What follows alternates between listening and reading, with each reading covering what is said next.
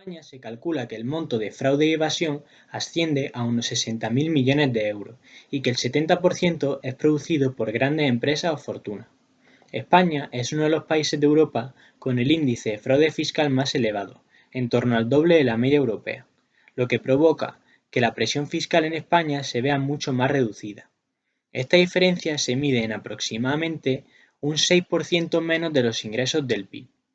España es un muy buen país para el fraude fiscal. Algunos motivos son los siguientes: menos personal en las administraciones tributarias, un 40% menos que en Europa.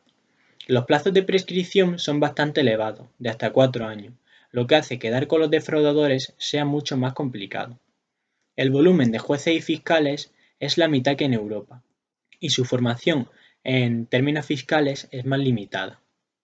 Los técnicos de Hacienda tienen un techo de investigación de 4 millones de euros de facturación de las empresas de carácter general. Esto hace que solo puedan investigar a las empresas más pequeñas.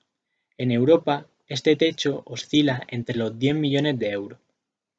Debemos recordar que en términos fiscales, España se encuentra entre 5 y 7 puntos por debajo de la media de la Unión Europea.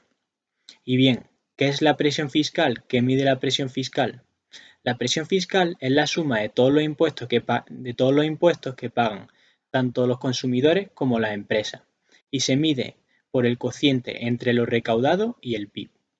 Debemos hablar también de la economía sumergida, y aunque existe en todos los países, en Alemania ocupa aproximadamente el 9% del PIB, mientras que en España ocupa el 25%.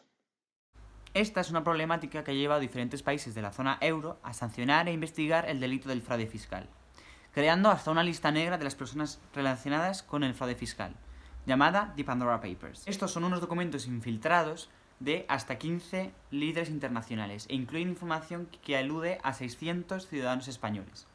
Algunos nombres que podemos encontrar en esta lista pueden ser Carolina Larsen, Josep Maradona o Miguel Bosé. Pero ahora se me viene a la cabeza una pregunta. ¿Estamos lo suficientemente concienciados los ciudadanos españoles acerca del fraude fiscal? Ahora bien, sabemos que España comete fraude fiscal, ¿pero tiene nombre y cara? Pues sí. Una amplia mayoría de ciudadanos considera que existe un gran problema de fraude fiscal en España. En concreto, un 45% considera que existe mucho fraude fiscal y casi un 46% que existe bastante. Según la última encuesta de opinión pública y política fiscal del Centro de Investigaciones Sociológicas.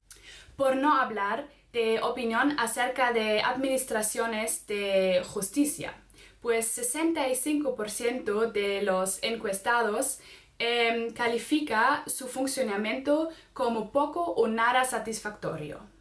Tengamos claro una cosa: un mayor fraude fiscal agrava la moral física, entendida como la predisposición de los ciudadanos de cumplir con sus obligaciones tributarias de manera voluntaria. La existencia de fraude fiscal, en algunos casos, incita a los ciudadanos a ocultar sus rentas para pagar menos impuestos. Pero ¿cómo perjudica realmente a nuestro país? Indirectamente es dinero perdido o no invertido, que desemboca, por ejemplo, en una falta de dinero para los servicios públicos. No solo provoca una mala imagen para el país, además, en un ámbito fiscal, el fraude afecta negativamente a su eficiencia, en tanto que agrava las distorsiones del sistema tributario porque conlleva unos tipos impositivos más elevados, dañando el crecimiento económico. Además, afecta gravemente a los ingresos del Estado y demás administraciones públicas. Afecta la calidad de las prestaciones sociales y servicios públicos. Se produce un mayor déficit al disminuir la recaudación tributaria, lo que conlleva generalmente una subida de impuestos. En resumen, el fraude fiscal es un agravante tanto para la sociedad como para el país en su conjunto, ya que muchos de los ciudadanos no son conscientes de este grave problema y piensan que no les afecta. Vale, existe un problema, lo conocemos y sabemos cuáles son sus consecuencias, pero ¿y ahora qué? Bueno, pues esto es un problema de que hay que concienciar y poner soluciones, ya que si hay menos dinero para cubrir el gasto público, el Estado no podrá mantener los diferentes servicios.